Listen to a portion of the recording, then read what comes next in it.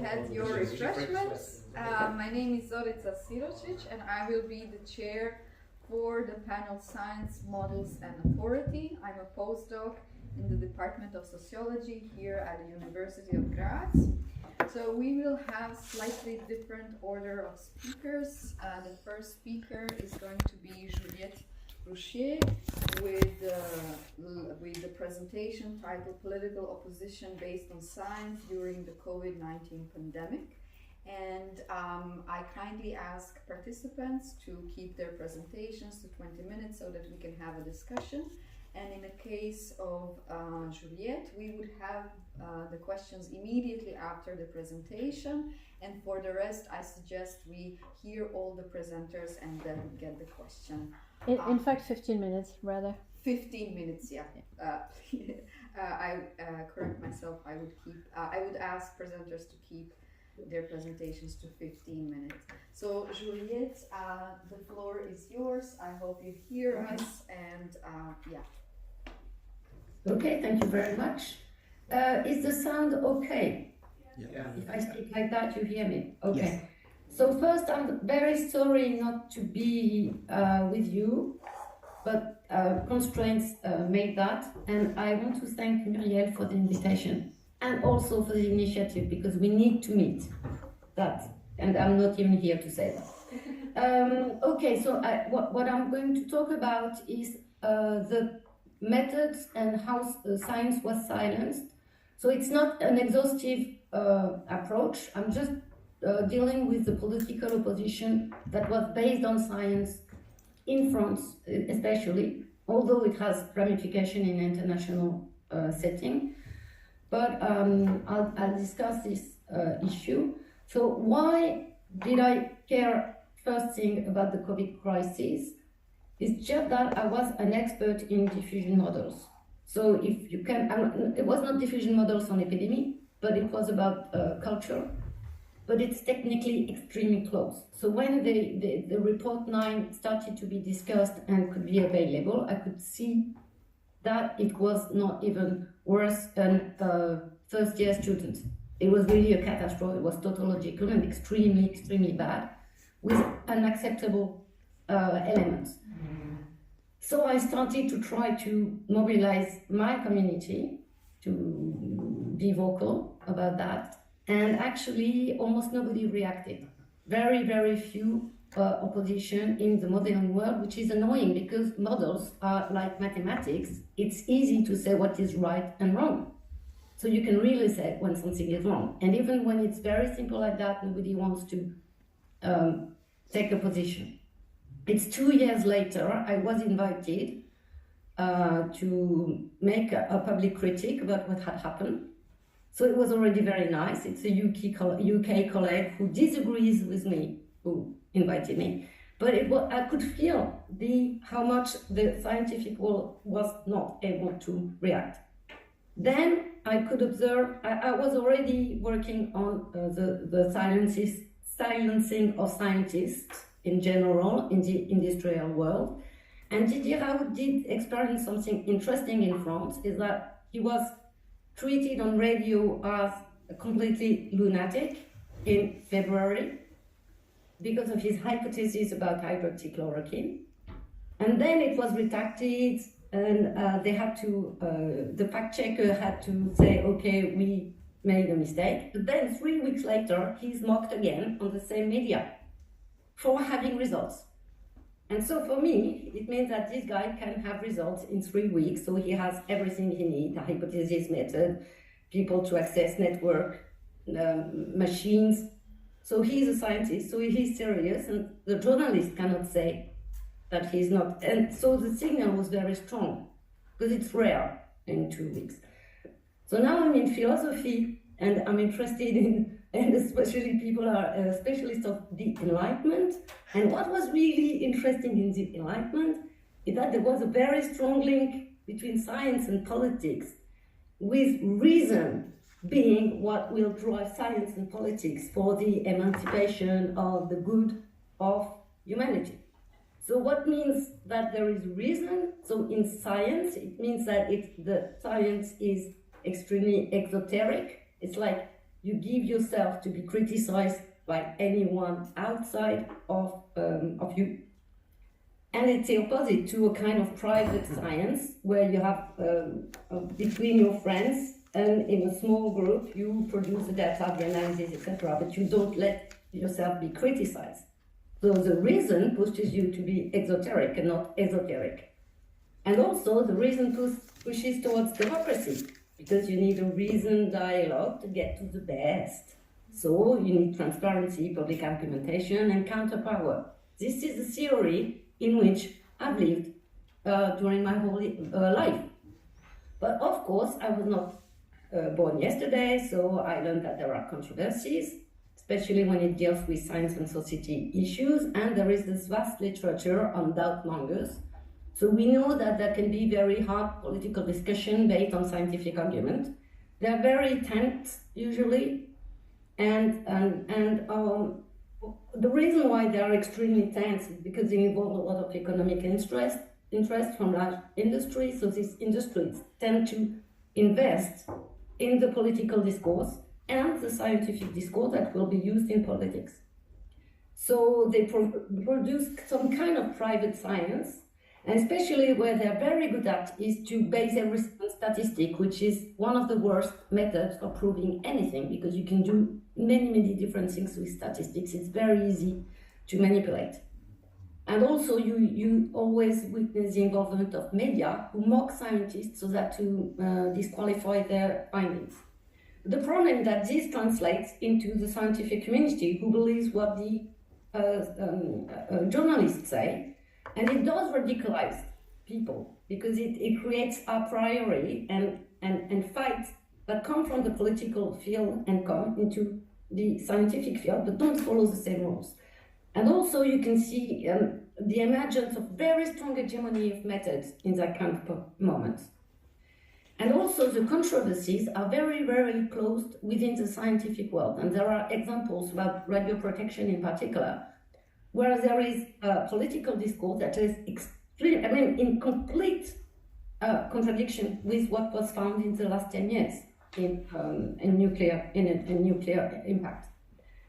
So what was interesting that there were many controversies, but also the energy of everyone was looking in the same direction. So it could have been new, like when we were doing the lockdown, everybody could discuss the same issues and so get the same information. But what happened is that it wasn't that, it didn't go that well.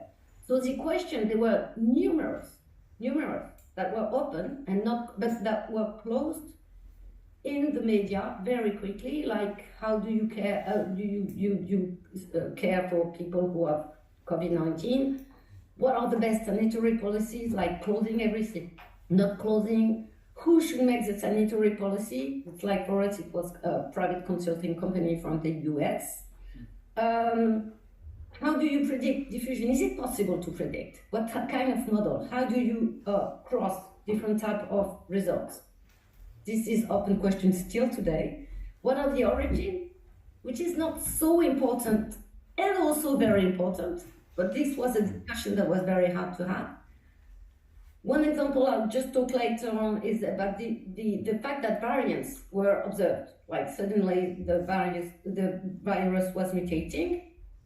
Yes or no? It was discussed at some point. And also many meta questions like how do you do medicine? What is medicine? What is the relation between the patient and the people? What are the right ways to prove? What are the legitimacy of different methods, etc.? So all this is still open.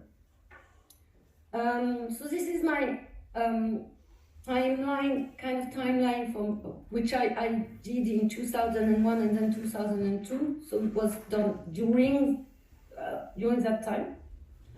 What I could feel is that from February to May, there were many discussions in the media where they invited some scientists that were, contradicting the politics, but still invited and mocked a little bit when they were there, but at least they were on TV. And then from September on, they started to be mocked more hardly and not invited anymore. And there is one event in 2020 in France. It's a film called Hold Up, that really changed the game.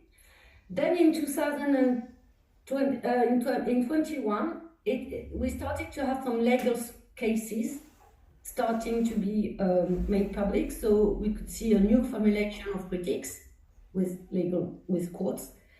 And then after July 21, we had all the social movements that were against the pass, and then to protect the care workers that were suspended because they didn't want to get the vaccine, which was very strong in France. Okay, and in 2021 also, there was this kind of switch between the producers of knowledge to amateurs of science who would talk a lot about those great figures, the people who we should listen to. So it was a bit of the apparition of a second level of critique, which was further for science, but trying to promote the people in science. Okay, this is the type of people we heard at the beginning. So at the beginning, we had epidemiologists who were very specialized in flu, especially, I mean, in any kind of epidemics, but also flu and things like that. Top right is a guy who is specialist in sport and the role of activity into well-being, but also in general, ecological view of the world, etc. Christian Perron is quite well known because he's been advising for vaccines for years and years at the OMS and Europe, etc. This guy was extremely central in administration, policy choices, and on the right bottom, I guess you know the guy, Didier Raoult, but who was also someone who's been everywhere and recognized everywhere, and his advice was looked for, etc. So those old-timers, like people like who've been into the decision for a long time, they were first accepted, but in September it was sort of over. You also had women who were less seen but quite present too. So people who are specialists on violence, sexual violence, and who said that the doctors should be allowed to prescribe what they want. Alexandra Orion-Côte, who is a specialist of RNM, and Mrs. Baumer, who was more a psychiatrist and talking about children. So that's the kind of field that were addressed. And then we had Hold Up, the film I told you about. And it was a real mediatic term because in Hold Up, at the beginning I was wondering if Hold Up was not made to have the conspiracists be attacked even more. So of course now I've seen that Pierre Bernerias is quite lawyer. I mean, he's someone who is coherent and he's not a manipulative political. But at the beginning, it was like, but why do you do such a film where you show everyone that should be attacked? To stupid journalists. And so, because you had many testimonies of people on the field and many testimonies from scientific analysts and also 2 Nobel Prizes, because Nobel Prizes are not worth anymore nowadays. So those 2 Nobel Prizes, they speak in a film, and then they are attacked the next day in all the media. And the fact checker, to my feeling, the fact checker's power increased radically, because from that time on, they could say, this person was in Hold Up, so he is a bad person, which is what they did about someone who was not in Hold Up. So among the people who were there, the top right and the bottom right, they were not in Hold Up. But on the 23rd of December, so now they changed, on the left side is the original article, but with the name which was changed. And on the right, it's what Jean-François Toussaint wrote to Libération. They were saying, this guy who is the chief of Scampi and playing in Hold Up, he is not in Hold Up. So the fact checker were attacking someone, saying he's in a film, and you can see he's not in the film. So they had to change that. But that was a kind of switch that started to be completely hysterical. And apparently nobody cared. Nobody cared about the fact that it's silly. And also at the same day, so that's on the right, this is the same article, they just asked, but where are they? We don't hear them anymore, which is cool because they are censored by the media, and the media mock them because they are not seen anymore. So this is an extreme. I find it a little bit perverse. And also, you can see on the left, it's like, do we censor Didier Raoult? So censor people are saying, are we really censoring him? Oh, so it was really getting, the same people were all the time giving all the information and criticizing the information, etc. And then the visualization, like the attacks, they were kind of strong. This is really nasty, this type of image. And also, a bit later, Alexandra Orion-Cohn, who was someone who was intervening also in the public debate, she was interviewed on RT, the Russian TV in France. And AFP made a page like that, so with a red cross on the person to say that you should not listen to her. So the problem was solved later on because RT France was censored officially when the war started between Ukraine and Russia, or Russia and Ukraine. But at that time, they had to do this type of image to show that the person is a very bad person. So a small anecdote, if I still have the time, is that Didier Raoult was the first one I saw to talk about variants. So mutation in the SARS-CoV-2, and he was interviewed in September, but he talked about that in August already on his channel. So he's interviewed in September on official TV, and then France Culture, who used to be a reference for all, explained that this is completely silly, it cannot happen, that Didier Raoult knows nothing and he's a racist and he's stupid and he's known to be awful and etc. But at the same time, 2 months later, it was official because an English paper, a scientific paper, showed that there had been mutation. So, and the people who are doing that, so doing the critique, if you look at their CV, they graduate, I mean, they study most of the time in philosophy or in literature, so they know how to write. But I'm not completely sure they know about medicine. And this is how they have to justify when we write. I mean, so I wrote and we had the standard justification to having insulted Raoult for nothing. It was very, very nice. So this is someone who you will hear about soon. So also, that's how the communities started to react. So there were some communities created. So this is not really a community, it's a star network.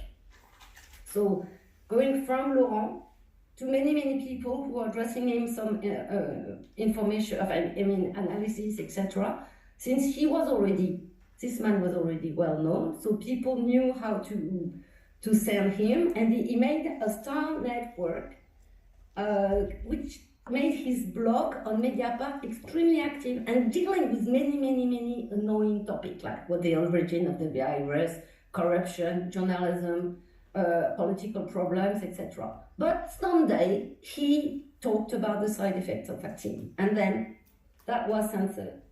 So what was interesting is that for people like me, I was not realizing that side effects of vaccine was so much more important than any other critique.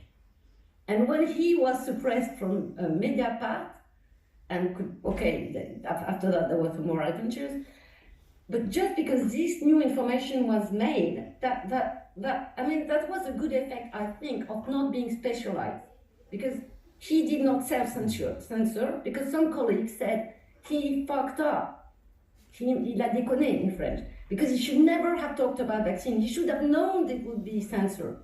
And we didn't know because we were naive, and it was quite good actually to be naive. So from outside of the field and using just science, basic science, to try to analyze.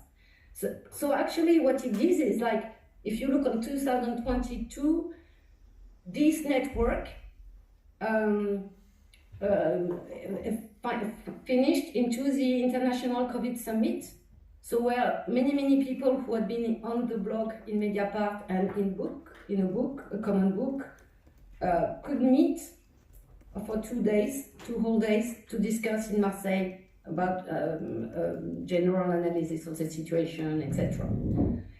But I put that he was also a lightning rod, because actually, I'll explain later. And another network that emerged was a network with statisticians and mathematicians. They were extremely active because it was easy, everything was mathematical, so you could criticize.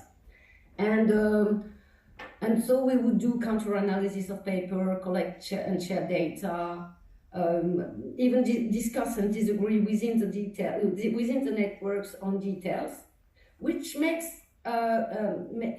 us unable to have a quick and efficient reaction when there is a very, very bad paper that came out recently proving that vaccines save life.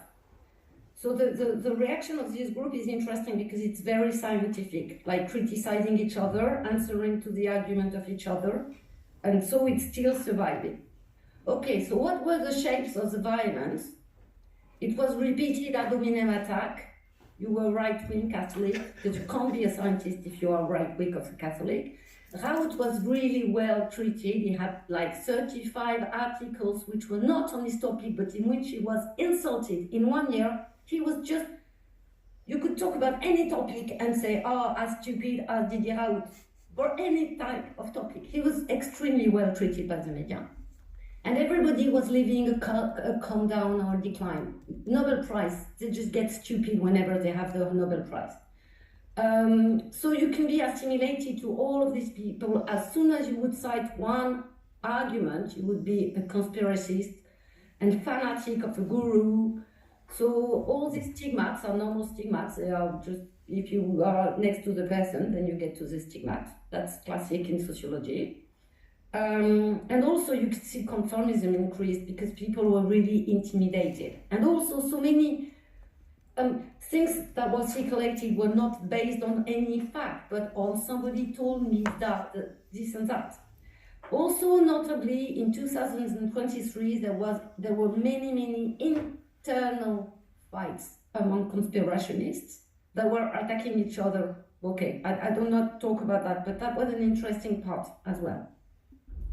And the attackers, but they prove that there is a great crisis in scientific authority, because a priori distrust, because ad hominem attacks were used, and this is exactly the opposite of Queen's principle. You should never, ever judge a result because of the person who gives the result, ever.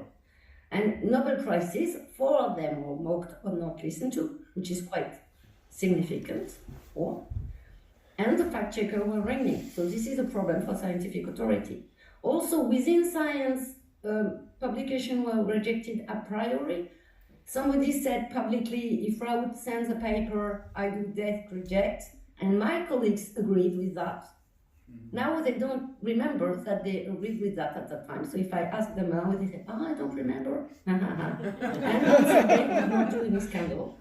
And for the special treat for Laurent Mucchielli, but he did not suffer of that. But now there was some additional deontologic attitude within CNRS. We are not allowed to talk about anything anymore. It's written into CNRS, the Comité d'éthique has written. Some people call that amendment Mucchielli, like the addition for Mucchielli. But now it's attacking other people. So that's annoying. So where is the enlightenment? My problem is that my feeling is that reason is not really there anymore, and exoterism is not really the norm. Private science and secrecy seems to have won a big part. Which is notable is that apparently it started with Pasteur at the end of the 19th century, but this is something else. But also democracy has suffered. So I have not completely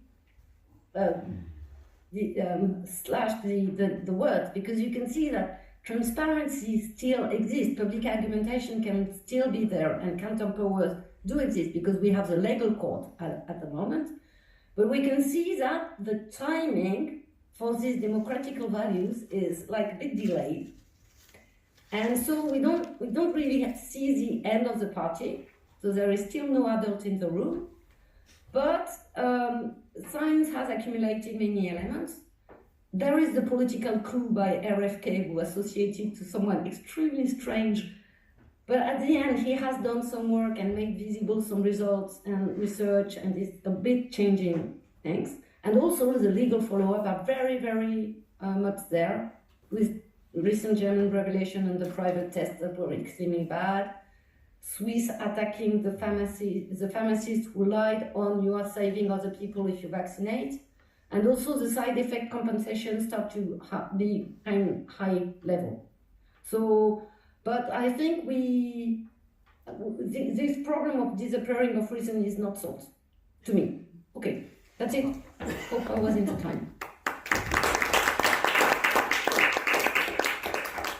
Thank you, Juliette. This was a little bit above the time limit that we had. So let's keep questions 5 to 10 minutes maximum, but really maximum 10. I can be there still listening. I will not be online, but I can be here for the discussion, the final discussion.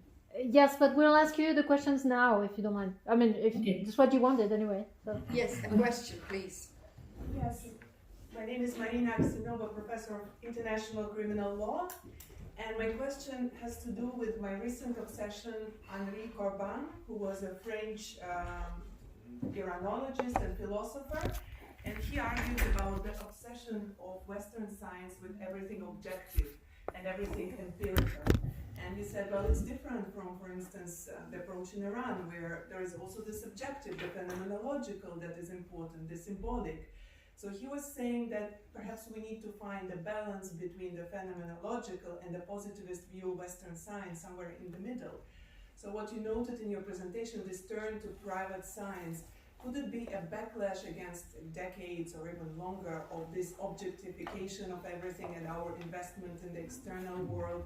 And now we're just seeing the shadow side of it without fully acknowledging that we are not invested enough in phenomenology, in experiential dimension of science. Thank you. We'll collect the questions. Another question? Toby, Yes. yeah. Juliette, it's Toby. Thank you for that. My question is, as you said, actually a lot, well, there were the scientific critics, but then within the social science discourse and history of science discourse which critiqued, many of us were naive outsiders. So I suppose that might, what do you think the role of the outsider has been? And do you think it's significant, in fact, that in fact it was never people within the mainstream of the fields of history of science or of histories of various things which should critique this that got involved? So what is the role of the outsider? Okay, so these two Sophie, questions. I did not understand, you are too far. Oh, En français, je dis, c'est c'est que, comme tu as dit, beaucoup de gens qui ont critiqué, ils n'étaient pas des gens choisis, ils étaient des étrangers, et est-ce que ça c'est significatrice? Oui. Okay. So go ahead, Juliette. Go ahead, Juliette. Answer both questions. About the outsiders, I have the feeling that now science has been vulgarized as something cool, nice, and we have that a lot now in university, that you have to summarize your thesis in 3 minutes.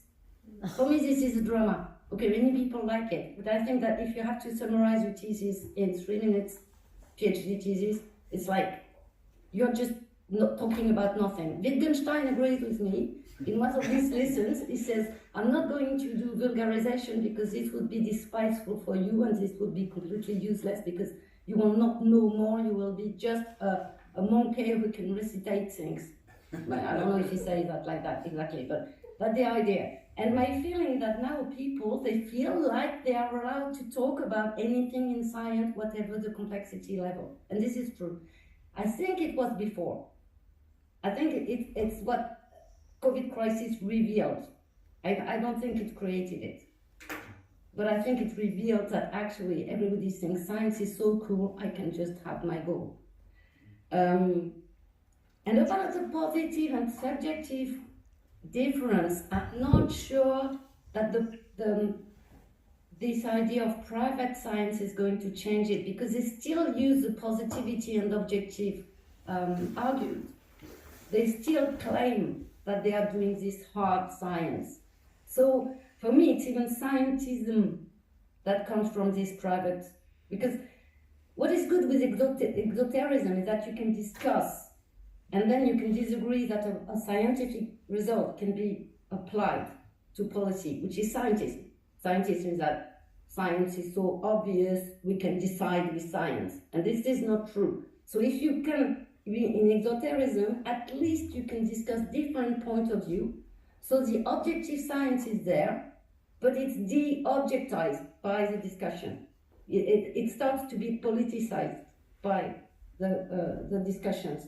But when it's private, it's opaque. So you can say the results and not justify, and then be more. I don't think subjectivity of individuals can grasp that. Subjectivity of industrial, no problem. But subjectivity of individual listening to this science, to me, we are not improving this aspect. But maybe a longer conversation could be. And Muriel, please.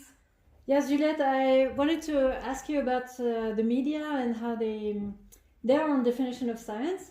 Because when you showed the picture of Christian Perron, I remembered very distinctly hearing him live on France Inter in the morning on French public radio. And he was saying something they were not expecting. Basically, they were asking, the situation is very, very bad, isn't it? And he was expected to say, oh yes, it's even worse than you think, and you have to be even more careful.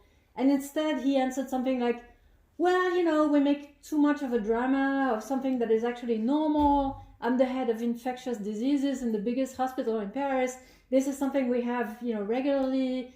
We should not make such a drama out of it. And they were astonished. Léa Salamé was like, she was speechless. She kept repeating, but surely it's very, very bad. And he kept answering, no, it's not that bad. And after that interview, he was literally cancelled. He was never called. And I was laughing because I was thinking, wow, it's so nice to hear, somebody real, like for a change. And of course, he was never invited again. And 2 or 3 months later, he was actually fired from his position or put into forced retirement. So, how do you see the role of the media in all this? To me, the definition of science is a definition of truth. They have no idea that it's not. Science has to do with reality, but not with truth. And they don't understand the difference. And also, everybody forgot that science is what is difficult and disturbing. So they love Galileo. They talk about Galileo all the time, but they forget that what Galileo does is disturb everyone, because science is almost by essence against the order in place at the moment. But it's almost by essence. And that was very interesting to have people call for science and hate science at the same time in the same moment. Yeah. But of course, the word science can be used. Sometimes it's just because someone who studied science 30 years ago is talking and has a diploma at some point, but never ever did science, and is called a scientist by the media. So the definition is very approximative and subjective.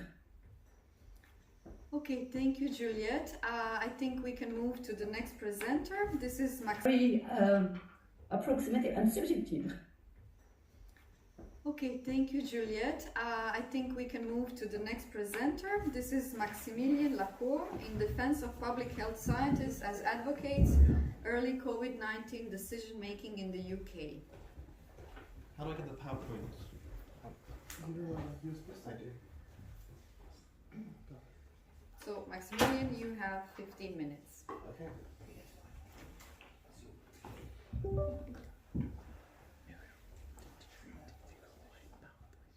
Yeah, give it to Aaron. Aaron is the guy there. Give it to him. No, I didn't give it to him.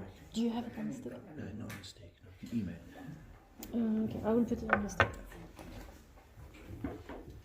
Okay, I'm going to read a working paper that I've been writing about the role that science played in shaping the UK's response to COVID-19, the early response. Okay, so how are we to make use of science in a representative democracy? How are we to integrate scientists into our policy-making processes? And what may we and what may we not demand of scientists, particularly under conditions of high stress and uncertainty? A standard and widely institutionalized response to these questions is to treat scientists as advisors under the so-called division of labor model. Democracy typically hinges on a principle of political equality, according to which all citizens enjoy the same basic rights to influence the social policies that affect their lives. In representative democracy, this means that all citizens play, or at least can play, the same active role in awarding the only relevant qualification for making policy, having won an election amongst one's co-citizens. The problem is that, in practice, policymaking also necessarily draws on the rarefied knowledge and skills of scientists. And while scientific professions are hardly monolithic, none is organized along democratic lines. Unlike elected representatives, one does not qualify as a professional scientist by winning elections amongst one's co-citizens, but by crossing a number of more or less formal thresholds, largely internal to scientific communities themselves, such as undergoing training, earning credentials, publishing in journals, presenting at conferences, that kind of thing. So consequently, to the extent that scientists, qua professional scientists, are given access to policymaking, the principle of political equality risks being violated. That is, public policy risks being made by people in whose appointment all citizens were not able to play a similar and active role. So the division of labor model solution to this problem, which I'm calling the problem of political equality, is to insist on a sharp distinction between scientists and elected representatives' policymaking activities. While scientists, it says, have a special ability to gather facts about what is and what can be done about it, they enjoy no such privilege in making value judgments about what should be done. Such judgments are not a matter of scientific expertise, but of collective self-government. And in the case of representative democracy, that collective self-government happens via the proxy of elected representatives. So for democracy's sake then, this division of labor asks that scientists involved in policymaking limit their offerings to facts and refrain from making statements about what governments should or should not do. This implies something like the following decision-making structure, where representatives start by setting their government's goals and priorities, then scientists gather the relevant facts and clarify the courses of action available to government, given those goals and priorities, and 3, after which representatives can make an informed decision on their citizens' behalf. And so for brevity's sake, I'm calling the scientists' role within the division of labor advisory, and their contributions to the process advice. So, to provide a viable solution to the problem of political equality, the division of labor needs to be stable over time, including under conditions of high uncertainty and stress, which are often when external scientific advice is most needed. In this talk, I'm going to argue that the policymaking processes in the early weeks of COVID-19 give us a reason to doubt the division of labor's stability and therefore its viability. A major source of instability, I will show, was a tension between the scientists' identities as, on the one hand, scientific advisors mandated to provide ostensibly, value-neutral factual information, and on the other, as public health scientists trained to model and favour population health protecting policies. While in January and February 2020, the scientists negotiated this tension in ways that were broadly compatible with the division of labour, March 2020 saw a group of scientists break away and embrace naked pro-lockdown advocacy, a move that ultimately proved enormously consequential in the British government's move towards a full lockdown. So, the scientists' first tactic for negotiating the tension between their identities could be described as loose strategizing, and was, as I say, broadly compatible with the division of labour. It involved noticing, assessing the threat of, and then loosely plotting out possible policy responses to the novel coronavirus at the time emerging in Hubei province, all while being very careful not to concretize those policies until elected representatives, in this context Matt Hancock, the Secretary of State for Health and Social Care, and Boris Johnson, the then Prime Minister, had clarified the government's goals and priorities. These policies were set out in an email sent to number 10 on January 28th, 2020. And so the relevant part reads, Currently, the priority is to prevent any UK transmission. If there was worldwide transmission, which may be the scenario within weeks, this would cease to be a realistic goal, but we might be able to slow the initial upswing, which would have substantial operational advantages if it could be delayed until after the winter season. We are trying to model this. The aim for a pandemic becomes to minimize mortality, including indirect due to NHS load, and reduce social disruption, which would be significant. By early to mid-February, the scientists had concluded that preventing transmission in the UK was not a realistic goal, and so had moved on to considering the second part of the SLU strategy, measures to slow the initial upswing, initially concluding that suspending public transport and banning large gatherings was likely to prove ineffective. Importantly, however, the scientists did not concretize their strategy of intervention beyond the vague terms given in this January email. While their numerical indicators and projections increasingly drove them to conclude that some sort of intervention would be needed to protect the population's health, their advisory identity prevented them from making any specific recommendations. So instead, they waited for ministers to clarify the government's priorities. Did it, for example, wish to prioritize economic activity and avoid a Wuhan-style lockdown? Or did it wish to minimize coronavirus case numbers and mortality? How important was it to avoid an ICU bed overwhelm? And how did it wish to balance the costs of social disruption with the burdens of sustained transmission? And here, the tensions between the scientists' identities began to be felt, and felt acutely. In spite of regular briefings and warnings of a looming wave of disease, neither Boris Johnson nor Matt Hancock responded by clarifying the government's priorities. Indeed, and in direct contravention of a division of labour, they often seemed to be waiting for the scientists to set the policy agenda, resulting in a vicious and increasingly painful circularity, described by one scientist, Chris Whitty, during his appearance before the UK COVID-19 inquiry. He said, SAGE, which is the scientific advisory board, was not in a position to say what government's strategic position was until government itself had a strategic position, and sometimes the government was waiting for SAGE to take a strategic position. As February bled into March, the scientists came to find this strategic void, and therefore the tension between their identities utterly agonizing. They simply could not believe that senior decision makers had understood what the numbers implied for death counts and demand on ICU beds over the coming weeks. Contributing to this strain were the constant blood-curdling reports from colleagues in Lombardy, where hospitals were being overrun and doctors forced to operate a brutal triage system. On March 9th, Italy declared a national lockdown. Amongst the scientists most irked by what they perceived as a lack of political direction was Stephen Riley. Riley is a professor of infectious disease dynamics at Imperial College London, where he initially studied 2003's SARS-1 outbreak. He also claims to have been pro-lockdown from the very start. And I quote, "I thought that what they did in Wuhan was brilliant," he later said. They didn't know it would work. Nobody did. But China taking the decision to throw everything at it was the only thing that gave the rest of the world a chance. By his own account, though, it was only in mid-February that he really grasped the situation's gravity, and so began to work on a short paper explicitly advocating for a full lockdown in the UK. The initial response from his colleagues, who were at the time still wrestling with advisory neutrality, was frosty. By the second week of March, however, Riley was growing truly restless. He had reworked his February paper into a longer note, and on March 9th, the same day as the Italian lockdown, sent an email summarising its argument to Graham Medley, an epidemiologist and the chair of the British government's pandemic modelling group. While he implicitly acknowledged that his making explicit policy recommendations could be taken as breaking ranks, Riley nonetheless insisted that he was justified to do so by the urgency of the situation, and more pertinently, by his professional competence.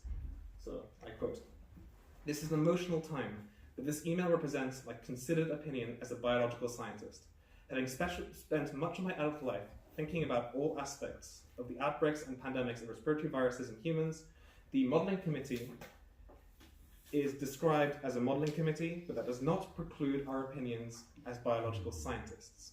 Riley's paper and email, it seems to me, mark a critical moment in the scientists' negotiation of the tension between their two identities. Whereas most scientists had, up until this point, appeared willing, albeit with increasing unease and frustration, to wait for elected representatives to set the course, Riley does not seem to have shared such compunctions.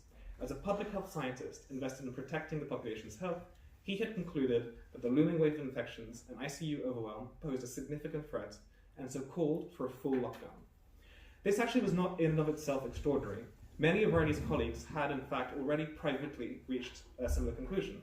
What was extraordinary, however, was Riley's insistence that his technical expertise as a public health scientist qualified him to make these conclusions explicit as policy recommendations. He argued in his capacity as a biological scientist with many years' experience modeling disease dynamics and the impacts of non-pharmaceutical interventions that he was especially well placed to express an evidence-based opinion on what ministers should do. Forming such opinions, he later explained to the inquiry, was as much a part of his job as a public health scientist as the production of facts. So the inquiry asks him, Professor, this is a point that you expand on in your witness statement. This issue about scientific advocacy, i.e. making policy recommendations, or scientific evidence, i.e. making factual claims. What is the difference of opinion here, and what was your take on it? And Riley responds, slightly confusingly, so I think we should be very careful in describing a view as advocacy and another view as evidence-informed scientific opinion. And I don't think I say so explicitly here or in any other evidence, but I think I probably show I felt I had an evidence-based opinion that covered recommendations on interventions. And crucially, as I have mentioned before, our scientific discipline includes the study of interventions, and I had an evidence-informed opinion for one intervention over another. In this, Riley was effectively rejecting the division of labor's basic premise that scientists enjoy no special competence in making value judgments about what a government should do. On the contrary, he felt that his identity as a public health scientist, whose work routinely involved making judgments about policy interventions, qualified him to make an evidence-informed recommendation, which in March 2020 meant explicitly recommending a lockdown. For whatever reason, and I really don't know, Riley does not seem to have felt the same tension as many of his colleagues, and so effectively proposed a novel way of resolving it, abandoning advisory neutrality entirely and embracing advocacy. So a couple of clarifications are actually in order here. First, though Riley insisted on his special right to advocate for particular policies, at no point did he demand the right to actually make the decisions. It would be wrong and unfair then to describe him as a technocrat or an aspiring technocrat. He was a policy advocate, plain and simple. Second, Riley was not, at least at this point, a member of the British government's main scientific advisory body, and so as far as I know, never personally lobbied ministers or their attendants. Crucially, however, he was very successful in breaking a number of his colleagues' long-frame commitment to advisory neutrality and converting them to pro-lockdown advocacy. And this proved consequential. As a result of Riley's efforts, a pro-lockdown advocacy group, including its number John Edmonds, Jeremy Farrar, and Neil Ferguson, formed amongst the main body of advisors and ultimately played a key role in driving the government's decision to impose a lockdown. So, what conclusions might we draw from this episode? Earlier I said that for a division of labour model to be viable, to be a viable solution to the problem of political equality, it needs to be stable over time, including under conditions of high stress and uncertainty.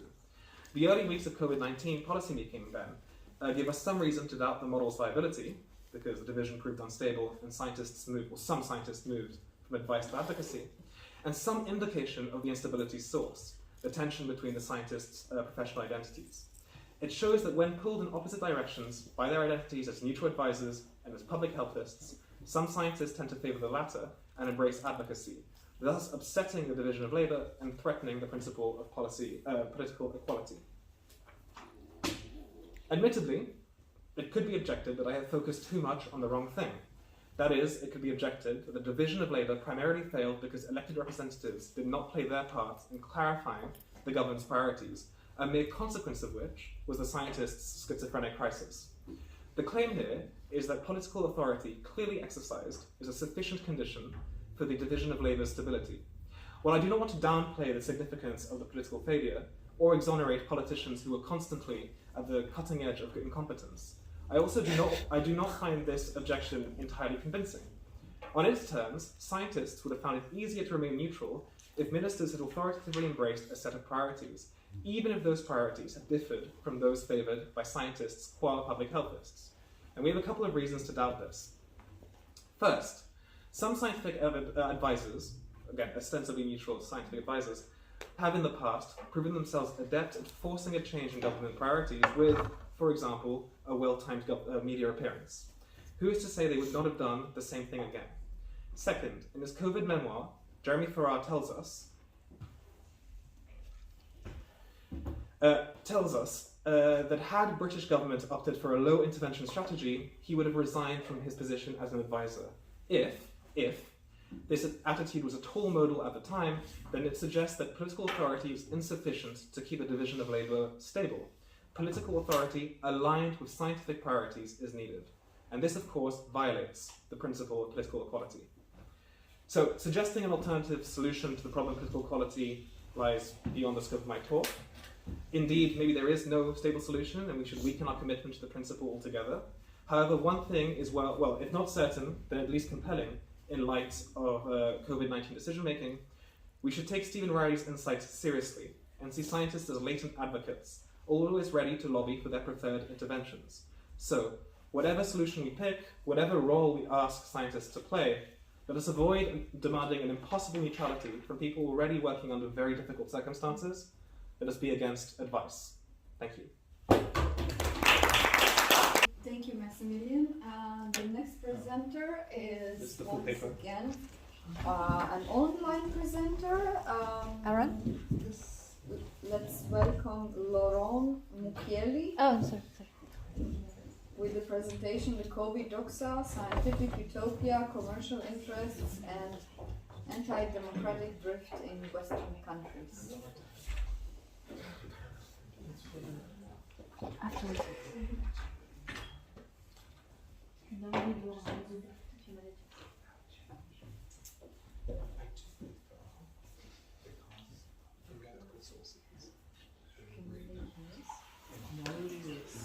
Hi Laurent, you have 15 minutes for your presentation. I'm just trying to share my presentation. Uh-oh. But he said, okay. Do you see the presentation? Yes. Yeah. We see it. Yes, it's okay? Yes. Okay, great. Okay, let's go. A few words from the beginning to present my work and our collective work on COVID crisis. Juliette has talked a little about it, but I will give more key. So between March 2020 and November 2024, I have published 102 articles on my blogs featuring around 50 colleagues, including Juliette and Toby, who are here. Colleagues coming from biology, medicine, social sciences, and law sciences. Then in February, March 2022, I published a 2-volume book that offers an initial summary of this investigation with 30 of those co-authors. The book in French is titled La Doxa du Covid. I will explain this just after. Due to the intense censorship that prevail even within academic and scientific institutions, censorship that I have also analyzed as other, I was only able to publish a few scientific articles, 3 of which were in English. I have also translated into French and published about 10 texts, such as the Great Barrington Declaration in October 2020. I have also initiated open letters to the press to combat irrational fear, to raise awareness about the negative consequences of lockdowns, to challenge mandatory vaccination requirements, and finally to defend freedom of expression and the inherently contradictory nature of scientific debate. Several thousand doctors and academics, nearly 3,000, have signed those tributes to the press. So of course I cannot reproduce here the thousands of scientific references that I and we have stated to this work, which give me the basis for making these claims. I just try today to summarize this work. So what I call the COVID Doxa. Doxa is an old philosophical concept that was introduced into the social sciences by the French sociologist Pierre Bourdieu. To simplify, it refers to the discourse of the dominant group the narrative that they construct to justify their actions and dominance. Like, for example, we possess expertise, we possess knowledge, etc. In February 2020, and I realized that the COVID crisis wasn't just an unexpected event. It was also a narrative being told to us to make sense of what was happening before our eyes. The story was a nasty virus stemming from an unexpected zoonosis that was supposedly terribly deadly, for which there was no cure known, or no cure, and from which we would all have to protect ourselves by lockdown, waiting to be saved by the miracle of the vaccine. I suspected for that time that this narrative was false in its entirety. And today, to me, it is clear that first, the most likely hypothesis is that it was a chimeric virus resulting from ethically highly questionable gain-of-function research, which probably accidentally escaped from a laboratory. Second, the virus was not more dangerous than any flu viruses, as which all such viruses, the problem is the weakened immune systems of such individuals whose bodies are severely compromised by old age, pre-existing chronic diseases, and or obesity. 3. The sick needed to be treated. There was half a dozen anti-infective molecules that could be repurposed, and antibiotics to combat the inflammation caused by the immune response to the viral attack, vitamins to boost the immune systems, herbal remedies to clear the respiratory system, etc. The refusal to treat the sick, what the famous American cardiologist Peter McCullough called therapeutic nihilism, has become the leading cause of mortality, according to us. Let's ask this question: what would happen every winter in our countries if doctors refuse to treat patients with the flu? 4. Lockdowns have not stopped the pandemic in any country. Instead, they have caused significant collateral damage to citizens' physical and mental health and to national economies. Finally, 5. New vaccines have not stopped the epidemic in any country. They have not prevented vaccinated people from contracting the virus and becoming more or less ill. Furthermore, they have caused side effects on a scale that is dramatically unprecedented. So where does this false narration come from? That's of course a question arriving just after. This narrative has gained traction thanks to the political, institutional, and financial power of its proponents. Their dominance over information and communication, media, social media, and their defense mechanism was first, delegitimizing and criticizing in advance by labeling it a conspiracy theory. Second tactic, censoring and obscuring contradictions, censorship, shadow banning, etc. Third tactic, intimidating or demonizing those who speak out against it.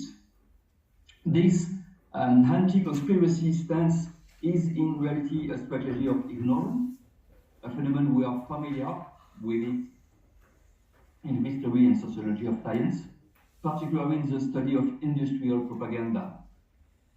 This industry, here the pharmaceuticals, are the primary beneficiaries of the crisis narrative, since they are the ones selling the vaccines, which enable the happy ending of the whole global narrative. This narrative is also a major success for a second key player in global health policy, Bill Gates and his foundation. Over time, the foundation has become the WHO leading founder. His commitment to the WHO dates back to the 52nd Assembly in 1999. It led to the creation of the Gavi, the Global Alliance for Vaccines and Immunization, the following year. Then, and this was created during the World Economic Forum in Davos. The GAVI is intended to the problematic of the public-private partnership, which is the Gates Foundation guiding principle. Beyond its goal of shaping the vaccine market, it's aimed to achieve, I quote, the fusion of the physical, digital, and biological worlds. Bill Gates' investment in the vaccine industry is based on financial calculation that he outlined in an interview with CNBC in January 2019. I quote him, investing in global health organization to increase access to vaccine yields in a 20-to-1 return. And it is also an ideological vision. In May 2011, at the 64th Assembly of the WHO, Gates delivered a major speech announcing the decade of vaccines. His childlike mindset is evident here, I think. I quote again, vaccines can be inexpensive, they are easy to administer, and they have been proven to offer lifelong protection against disease. At Microsoft, we dream of simple, high-performance technologies. Well, vaccines are just such a technology. End of the quotation. So the next question we have worked was this one. In the name of science, everything was done in the name of science, but in fact, corruption was cover-up. The pharmaceutical industries corrupt the scientific community both upstream by controlling clinical trials and downstream by controlling publications in scientific journals. It also corrupts politicians and doctors who hold positions of power in hospitals and public regulatory agencies. There are things we have been supposed to know, in fact, from over 40 years. I refer here to the first edition of the book of the famous Australian sociologist John Braithwaite, Corporate Crime in the Pharmaceutical Industry, which was published in 1984. This systematic corruption has been acknowledged even by the editors of leading scientific journals, such as Maya Angelst, former editor-in-chief of the New England Journal of Medicine, Drummond Roney, editor of the Journal of the American Medical Association for 25 years, denouncing the perversion of the evidence-based medicine due to the industry's stronghold on clinical trials. Also, Richard Watson, famous editor-in-chief of The Lancet, who wrote that, I quote, journals have become information lottery operation for the pharmaceutical industry. And finally, Richard Smith, who headed the British Medical Journal, also for 25 years. The Gates Foundation is also involved in influence peddling on a massive scale. Over the past 25 years, it has provided grants to a large number of universities, research centers, and key media outlets, just as CNN, BBC, The Guardian, Le Monde in France, El País in Spain, etc. Among the research centers in the one were Neil Ferguson, everybody remember, his works in London. Among the university is the London School of Hygiene and Tropical Medicine, led by Peter Piot, who is also a member of the committee of the World Economic Forum and the Coalition for Epidemic Preparedness Innovation, CEPI, another private-public partnership founded with the Gates Foundation and the pharmaceutical industries. And during the COVID crisis, Piot served as a special advisor to the President of the European Commission, Ursula von der Leyen, the same person who negotiated vaccine purchase contracts with private text message with the CEO of Pfizer, Albert Bourla. Then with my colleague from Law Sciences, we have also questioned what appear like a kind of agony of representative democracy. During this crisis in France, we observed the following in most Western countries. But let's talk about 9 observations. First, an extensive use of emergency powers that underterminate the separation of powers to the sole benefit of the government. Second, a suspension of fundamental freedoms of movement, interacting with others, expression of one opinion, posting on social media, visiting elderly parents in their nursing home, attending religious service, protesting, etc., etc. Third constant regulatory frenzy resulting in such a profusion of rules that, in fact, no one could possibly know them all. As an example, the decree of 29 October 2020 prescribing in France the general measures necessary to address the epidemic within the framework of the public health emergency was in fact undergone 38 amendments by 2 April 2020 and 21. That's equivalent to an average of 1 modification every 4 days. 4, we also see an extensive view of coercion, a failure to respect the legal principle of proportionality, which is the main principle in law. 5, we assist to police monitoring and enforcement of lockdown measures. For example, in France in 2020, the police issues over 1.1 million fines of 135 € for violation of lockdown on social distancing rules. 6, we see an increase of the social control through digital tools like tracking people locations, monitoring their social interaction, intruding private lives, etc. 7, we see the creation of a new form of fundamental discrimination among citizens based on their vaccination status, while the same country claim every day to embody human rights. 8, we see ostracism, demonization, and repression of people stigmatized as anti-vaxxer.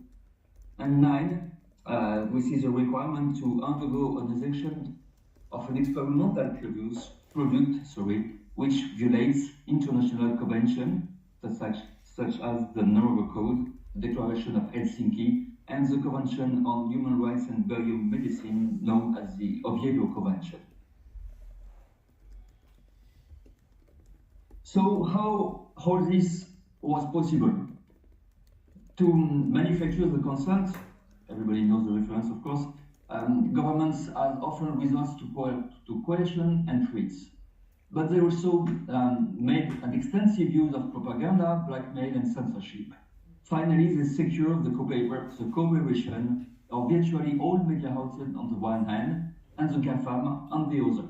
I will just give some detail on those ideas. First, a censorship industrial complex was known by some American journalists, independent, emerged during the crisis, especially to control the social networks. The Commission chaired by Senator Rob Johnson those last year in USA established that during the crisis, the central government sent to social media platforms like Twitter, Facebook, some list of accounts to censor, for example, and the same thing arrived in France. That the GAFAM companies also altered their moderation system to justify censorship. For example, every comment contradicting the statements. The return of this large-scale censorship is characteristic of time of war, usually. It makes it possible to render dissenting opinion nearly invisible or to portray them as an entirely marginal. Second idea, many governments have employed all the propaganda techniques that humanities and social sciences have identified over the past several decades. Let me give 4 examples. First one, the manipulation of statistical data, artificially inflating COVID mortality rates, publishing data that support their narrative while withholding data that contradict it. Second technique, the white coat influence technique, reliance to experts embodying science or medicine who appear daily in the media to support government decision. Third technique, the ranked choice technique, giving the illusion of a choice where there is none. For example, in France, the health minister tells citizens they must choose between getting vaccinated or remaining in lockdown. And fourth technique of propaganda, the boiling frog. For example, the goal is to force the entire population to get vaccinated, but initially the government will only announce that it's for at-risk individuals and never mention children or even pregnant women, but finally, of course, try to go to this goal that was almost from the beginning. Laurent, est-ce que tu peux conclure? Oui, c'est mon dernier last slide. First, the mainstream media have played a major role in shaping public opinion. They have fully support political propaganda. Depending on the situation, they have either ignored the opposition or conversely exaggerate and demonize it. They have played a massive role in constructing the image of the good citizen versus the dreaded conspiracy theorists. They entrusted fact-checkers with the task of verifying information on all aspects of the COVID crisis.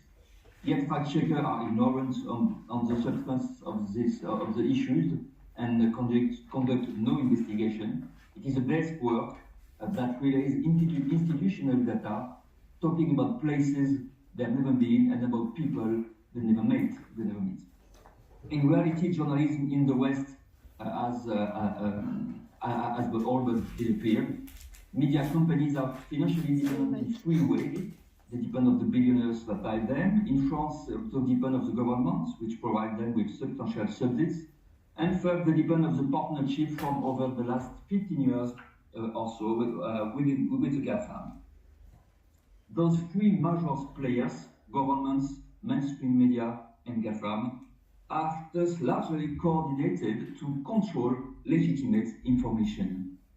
As early as 1962, the philosopher and sociologist of science and technology, Jacques Ellul, was already analyzing what he called the propaganda of conformity that characterizes Western democracy. I quote him, "Citizens must be given the feeling that they wanted the government action, and they are responsible for them, and they are committed to defend them and to ensuring their success."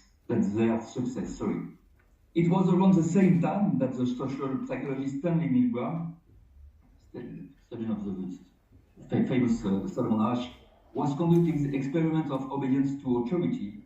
In addition to highlighting general mechanism, he demonstrated in particular that this obedience was greatly reinforced when orders were given by a scientist and when all contradiction in the situation was eliminated.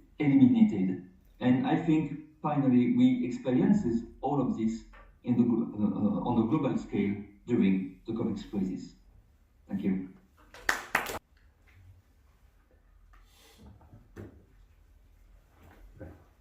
Thank you, everyone. So yeah, I'll try and keep this brief because I know it's almost lunchtime, isn't it? So yeah, I'm Michael Casey. I'm actually a medical doctor. I'm not going to talk to you about my patients' experiences through COVID. That's the thing that people seem to want to ask about, but that's all confidential. It's not my place to tell a story, so I'm going to talk about something slightly different.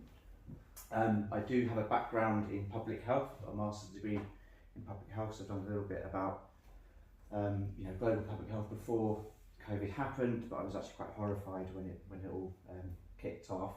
So what I'm going to argue is that actually the sort of dynamic of COVID was actually a pre-existing dynamic called shroud waving. So I'll explain what that is next. Okay, so shroud waving, you're probably all thinking, what the hell is this? So this was a term coined in 1967 by Peter Noakes. So he was a sociologist. He wrote a book, he's an English sociologist, he wrote a book called The Professional Task in Welfare Practice. And essentially he was examining different professionals working in welfare, and not just that they're working altruistically, they're professionals, they've got a job to do. They're not just there because they're really good people.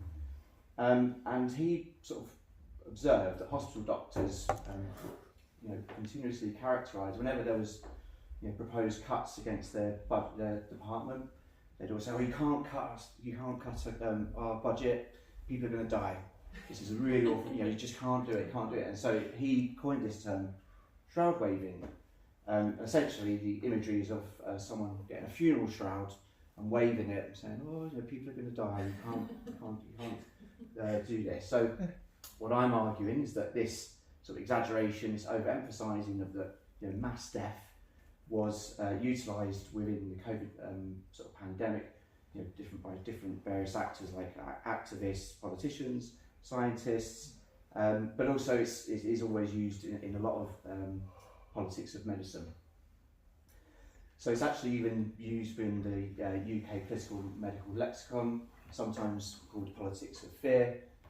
You may have also heard of the dead baby card. So it's a really horrific term, but this is a real term. Okay, so this is some feminist theory. So this is the idea that obstetricians do epistemic violence towards mothers in labour, that if you don't accept an intervention, you're going to end up with a dead baby. So they agree, that they're coerced into having an intervention. Interestingly, in the UK at the moment, there's actually a sort of drive back towards more intervention, because there was a lot of midwives saying, well, you can't have any interventions, the doctors want you to have interventions, and then actually there was dead babies. So it's an interesting topic. So now move on to COVID-19. So we've all seen this curve. many years etched in our brains. Very scary curve, isn't it? You know, so without protective measures, we're going to overwhelm hospital care. So we need to do social distancing, lockdown, and we can, you know, flatten the curve. Obviously, you know, the really clever statisticians amongst you will recognise that the area under the curve is exactly the same. So you're still going to get the same number of infections, you know, even with these interventions. So if you think about back to those early weeks during sort of February and March, it was actually about slowing the pandemic, and then eventually it's kind of morphed into, oh, we can stop the pandemic, and we can, you know, go zero COVID, and it just kind of went really wild. Also, the other point is that, you know, politically, that dotted line, you know, why is that not above epidemic every year? You know, so that's something that we could argue for. You know, you could argue if there was enough hospital healthcare to deal with epidemics, pandemics, we wouldn't have had lockdown. That's a different argument though. Okay, so the COVID-19 pandemic, so it did usher in, you know, unprecedented peacetime restrictions. You know, human rights were affected, civil liberties, you know, invasion of privacy. It was huge disruptions. The initial justification was that this, you know, critical care capacity would be overwhelmed. So not just people with COVID would die, all the other patients that couldn't get treated, they would die as well. Lockdown itself was implemented in Wuhan on the 23rd of January 2020. If you go back and look at the initial reaction from WHO and public health experts, they were really quite highly sceptical. So this has never been done before. You know, this is sort of medieval. But there was a few people saying, well, we quite like their approach actually. So you could tell that there was, you know, a bit of grudging respect there for them. And indeed, the WHO influenza pandemic plans, I think it was 2019, updated, were at great pains to sort of say that, you know, all of these MPIs, there was no really evidence. That's because how can you really study these sort of actions? And they would have a lot of harms, usually to do with the economy, you know, interruption to education, you know, human rights, and actually those harms would accumulate the longer they were kept in place. And even when they said that we should do that, there was only for the really basic, you know, a few weeks, a few months at most, no more than that. But obviously we saw that it all went on for sort of 2-3 years and longer in different places. But I think the really interesting aspects, and I think some other people are going to talk about this as well, is that if you look at the mobility data prior to the formalisation of lockdown, that actually drastically decreased even before lockdown. So it did show that people were sort of already aware that this virus is around. They didn't have to be told to get into their homes. They sort of, in many respects, run into it beforehand. So it's that interesting question, you know, was it the horse before the cart or the other way around? And it was in March 2020 when there was this sudden Volksfass. So Neil Ferguson, I think he's getting mentioned a lot today, isn't he? So this is that famous Report 9, I think that one of the previous presenters mentioned it as. So this paper came out in March the 13th, I think. It didn't even mention the word lockdown in it, in the first version of it, but revised versions of it did use the word lockdown. So it does show you that at the time it was a very controversial policy. And he's interviewed in December 2020. His rationale was that we thought we couldn't get away with it. You know, China did it, they can do it, we can't do it. And then Italy did it, and then we realised that we can actually do it. So, you know, They didn't want to do it, but they thought, oh, we can do it. And again here, John Edmonds, he was destroyed by Thomas Perot on Channel 4. If you ever go back and watch it, it's really quite, he was trying to defend this herd immunity policy, and he was absolutely destroyed. I do feel quite sorry for him. And Thomas Perot was going, oh, how could you do this? People are going to die, and he was there trying to justify it all. And the interviewer was sort of going, yeah, how are you going to let people die? So, and then he suddenly turned into this, lockdown zealots. Baptism of fire, I guess, wasn't it? So what I'm arguing is this is a shroud waving. It's a dual dynamic for COVID-19, but you could also expand it to, I know we all talk about sort of contemporary areas in medicine that still use it. So there's a sort of double-edged sword here. So there's a moral imperative. Lives are at stake. People are going to die. So if you disagree with this, you're a bad person. This is immoral. How dare you? I did try to protest a bit on Twitter, and I got called a eugenicist.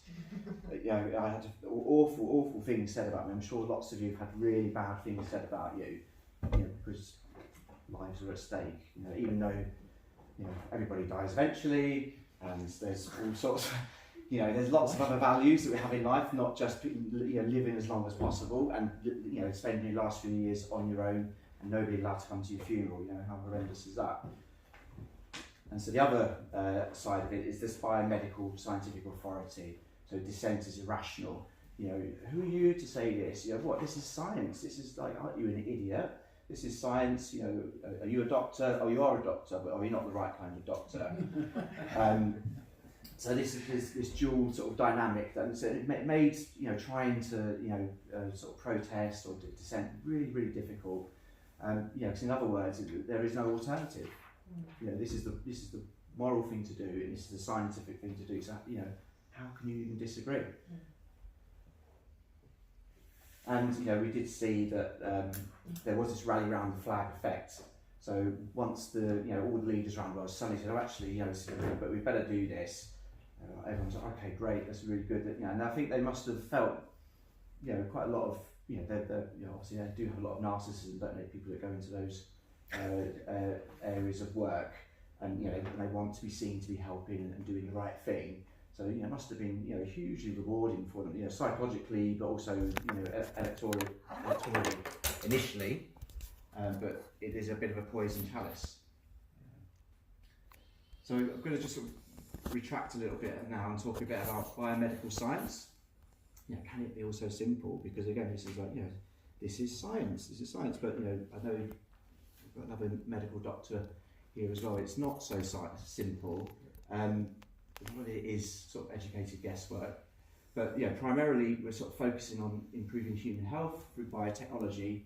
So preventative therapeutics, that's drugs, vaccines, different sort of physical interventions, surgeries, all these kind of things. But it's they can cause harm as well, and that's one of the first things you learn. First do no harm. And actually, what is the scientific method for biomedical science? Well, actually, it's very difficult to sort of to narrow down and define. But you could sort of argue it's a mixture of scientific methods, inductive and abductive reasoning, conceptual frameworks. What is a disease? What is an illness? What's not? What's normal? Pattern recognition and heuristics. That's huge. That's really how most clinicians just sort of get by day to day. Empirical observation and clinical judgment, but it's mostly characterised by epistemic uncertainty. And that was the thing that really made me sort of, when everything suddenly becomes very certain in medicine, you should be really sure that it's not certain. And then it's also inherently applied in the interest of social and political values. Why do we have healthcare? Why should we treat the sick? Surely that's a social good, isn't it? That's a social value. So how can it be scientifically or value neutral? So saving lives was used in the pandemic, but you could also argue keeping people healthy, so they can keep the economy going. Containing people who might have sort of mental illness, they're not dangerous. Making sure that women have birth control, so they can be active parts of the economy. So there's lots of different social and political values that are inherent in how we apply biomedical science. Yet, it's often viewed with a very positivist lens, which is it's subjective, value-free. This is just follow the science. So you may have. I'm going to talk about some historical examples. Okay, so I don't know if everyone's heard of these sort of infamous. They are infamous, aren't they? So Tuskegee syphilis study. If anyone doesn't know, that in the 1930s in America, up until the 1970s, lots of black Americans were recruited into a study. It was concealed from them that they had syphilis, and they weren't treated, so they were just studied, so they could monitor the long-term effects of syphilis over time. This was an actual study, and it wasn't until 1972 that it was shut down.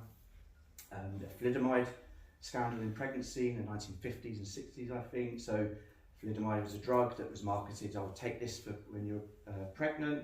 It's really good for morning sickness. Unfortunately, it eventually caused birth defect, quite really severe birth defects, sort of malformed arms, lobotomy for patients with mental illness. That was huge. You won a Nobel Prize. Yeah, won a Nobel Prize. Yes, so it was huge. And then for a number of decades, I think actually Russia USSR seemed to sort of push back against it for quite some time. The opioid crisis. Apparently you can't get addicted to opioids if it's for pain. And that's what doctors were told. So we're bad people for denying people in pain opioids, and they need more opioids because they're in more pain, not that they're becoming addicted and tolerant to these highly dangerous drugs. And then all of a sudden you get this reversal, and it's like, oh, okay, no, you've become addicted to these drugs that I've been prescribing for you. So you're the bad person, aren't you? And then the last two you may not have heard of. So the Vioxx withdrawal. This happened about 2004 when I first qualified, so I really remember it well. So it's a sort of drug similar to ibuprofen or naproxen. It was apparently going to be better because it's going to have less side effects. But eventually, after it was released, it did turn out it was actually causing heart attacks and strokes, so it was withdrawn. And perhaps even more of a scandal was this contaminated blood scandal in the UK. So lots of patients with a really nasty condition called haemophilia, where if they were to cut, they would sort of just continuously bleed, so it required lots of blood transfusions. We're given contaminated bloods with HIV, hepatitis, and we're not told about this. And even when I was at medical school, this was common knowledge that this was a really bad thing that happened, but it was only really 2 or 3 years ago that there was a proper inquiry about it. So what I would say for all of you COVID embittered people, keep going, okay? Because eventually, honestly, it might be a very long time, but people eventually catch on to it. Okay, so now I'm going to just expand it a little bit more out, so sort of more contemporary Shroud work, just to show that this is a sort of common dynamic, and once you start to see it, you do see it. So disease screening is sometimes seen as, this is a no-brainer. We just need to screen more people for cancer or different types of diseases, and if we did that, we can prevent early deaths. Actually, if you look at the science of it, it's really not that clear. There's something called lead time bias, where you might pick up a disease quicker, but actually you still end up dying at the same time you would have anyway, probably from something else, because we're all going to die one day. But you see that opponents to this, or people who try to say, well, actually the science isn't quite so simple, to say, oh, you just want people to die. You just want people to die of preventable diseases.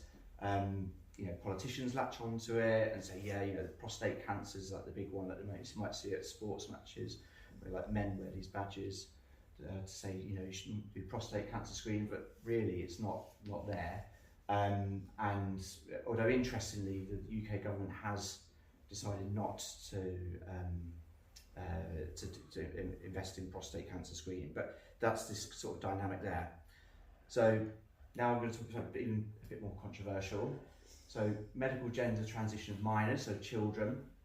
So this is something that particularly in sort of the US and that there was this idea that if a child says that they are have the gender dysphoria or incongruence, you should go along with that and go through the sort of biomedical surgery.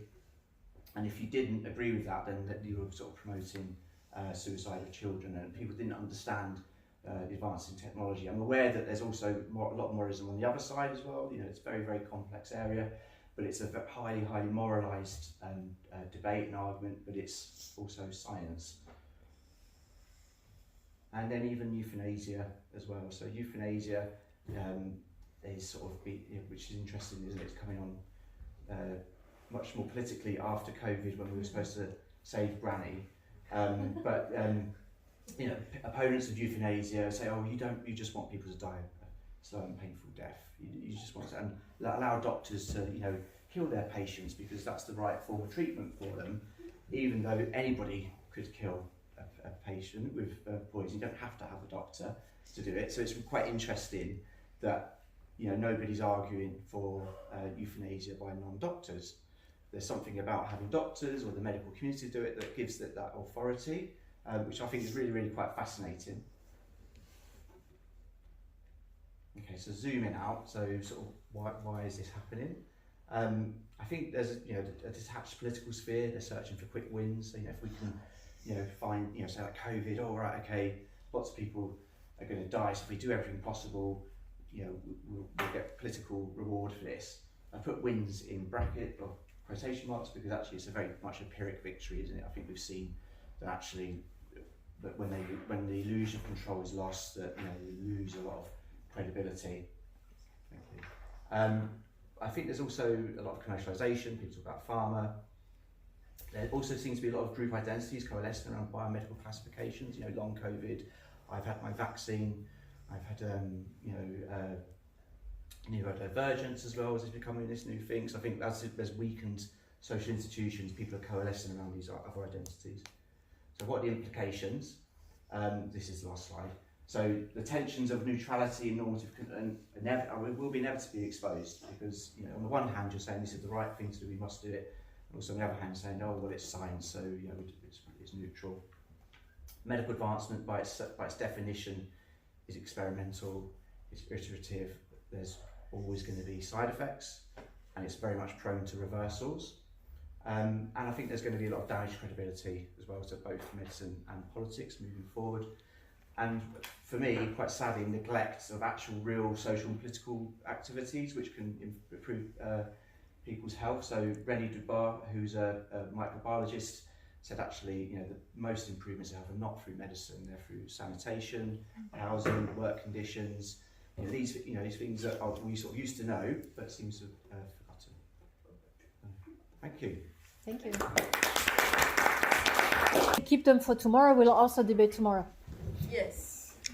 I had questions for both Max and Michael. And this is the question that you both brought up about the tension between the normative or moral or political commitments on the one hand and some sort of pure objective scientific kind of thing on the other hand. Is there any possibility of an objective science? And even if there isn't, what's the point then of even hiring scientists, because they're always going to be, or doctors, because they're always going to be tied up in normative commitments? What's the point of even calling them experts anymore? How can you define those lines?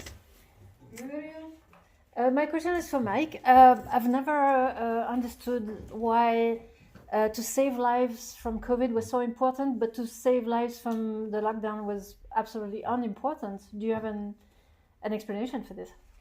Yes. Yes. My question comes from all your presentations, which is really, I think it raised for me the way in which science has become a religious dimension in society. It has an ethical, therefore, as well as a quasi-objective framework, and how that might explain some of the frameworks which you all described. So, for example, Max, you know, this shift from advocacy to advocacy reflects that as a kind of ethical normativity that you would expect in a religious framework. It also reflects the media landscape, where the New York Times, after the first Trump election, had said that they had ceased to be trying to be a paper record. They were becoming an advocacy framework.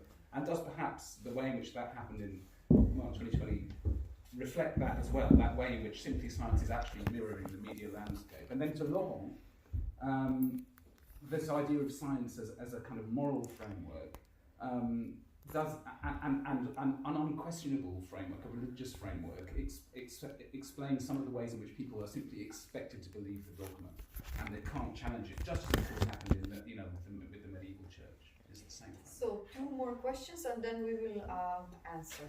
Yes. Very briefly, what is the social function of science? Small question. I was reminded of Toby's presentation yesterday. Ethical uncertainty in science, medical science, what Mike mentioned, is also we work a lot on ethical uncertainty in AI. So now with law and AI, there are lots of scholars working on the fact that we are losing this ability of human discretion with AI. So do you see any commonalities in the sense that we are losing control, so we're trying to control it even more and reduce uncertainty, which is part of human condition. So let's answer this round, and then if there is time left, we will collect more questions. Okay, I'll go first. Tensions between normativity and neutrality. So you're asking, like, is an objective science possible? And if it's not possible, what's the point in calling Having science? experts. So I don't think that an objective science, in the sense of being free of value judgments, is possible. But you can have better or worse sciences, and for instance, you can have sciences that try and make these value judgments really plain, and try and be honest about that. And so I think that, we can have institutions that reckon with the fact that science is inevitably flawed and value-laden. So you can have like advice-giving institutions within government that take that into account. So there have been proposals, SAGE does not do this, but there have been proposals, for instance, for restructuring SAGE to make it competitive. So you accept the fact that scientists will tend to prefer certain policies over others. You put them in different groups, and you make these groups compete with one another, and each present their recommendations to government. So in that way, you're taking advantage of their kind of technical expertise without, being delusional about their kind of normative commitments, which I think are both practically and probably, in principle, unavoidable when it comes to science. The shift to advocacy, is it part of a broader social trend? I have no idea, I think is the honest answer. I think science has always been value-laden. I think that scientific advisors are always making value judgments, and that those value judgments are only invisible when this political machinery already aligns with them, or when the political machinery has decided to defer to them. And so you can disguise those value judgments as neutral science. So during things like AIDS, the politicians decided not to touch it, in Britain, decided not to touch it because it was icky, and so they could present it as this kind of glabrous, technocratic, value-neutral way. But I don't know if it's a shift in social tendency, specifically the shift to advocacy, whether that reflects a broader social trend. What is the social function of science?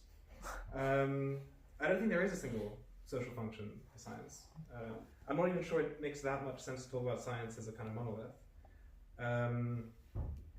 Certainly in politics, science acts as a kind of source of authority for politicians, which sort of brings me on to the AI question, which is that politicians were able to defer to modelers, and modelers were able to defer to their models.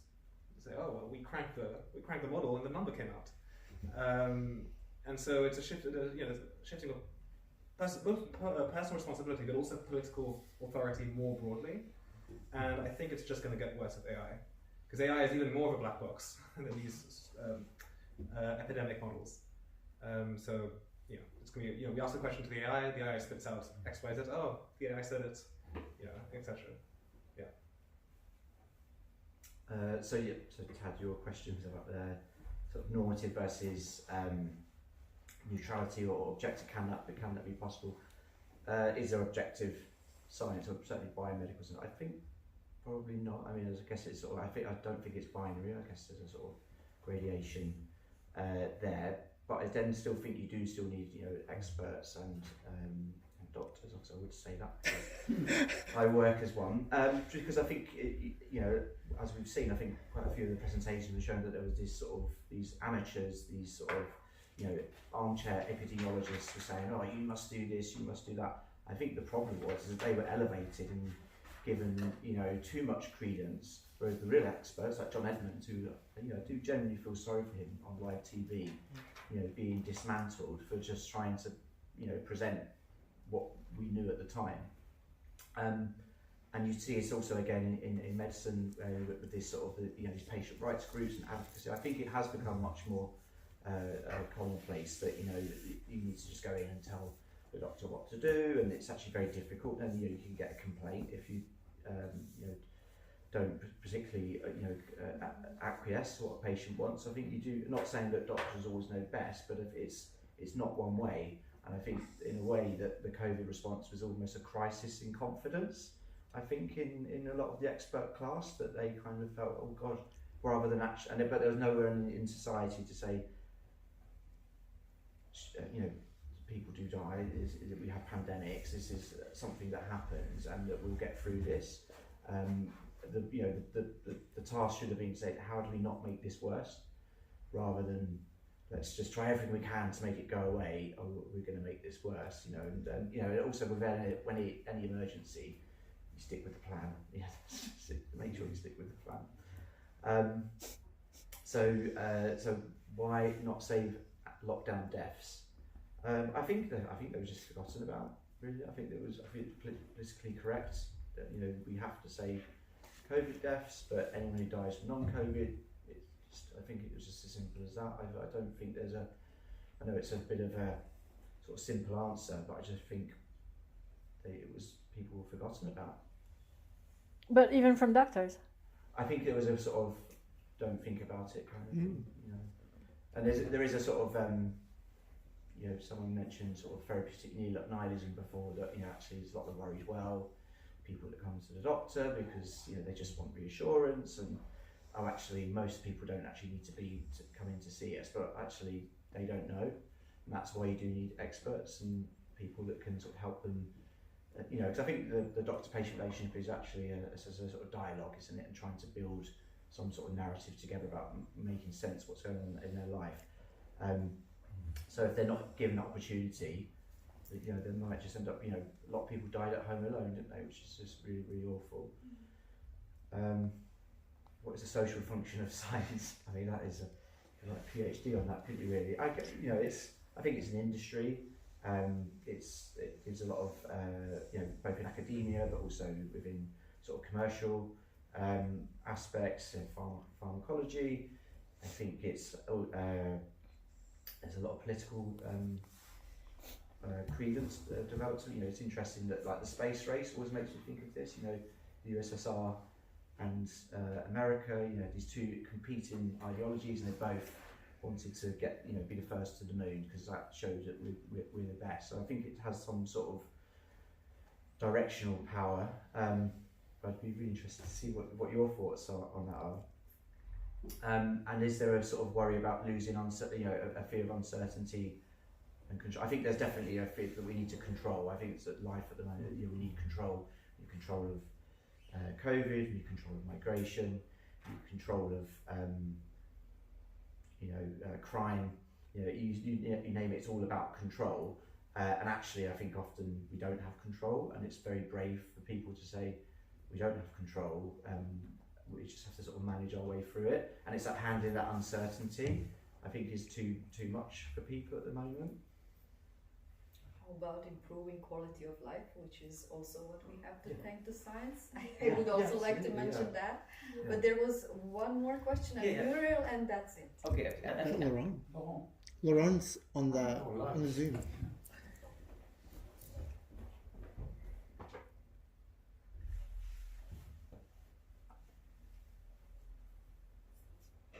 So may I speak in the meantime? Yes, please. Okay.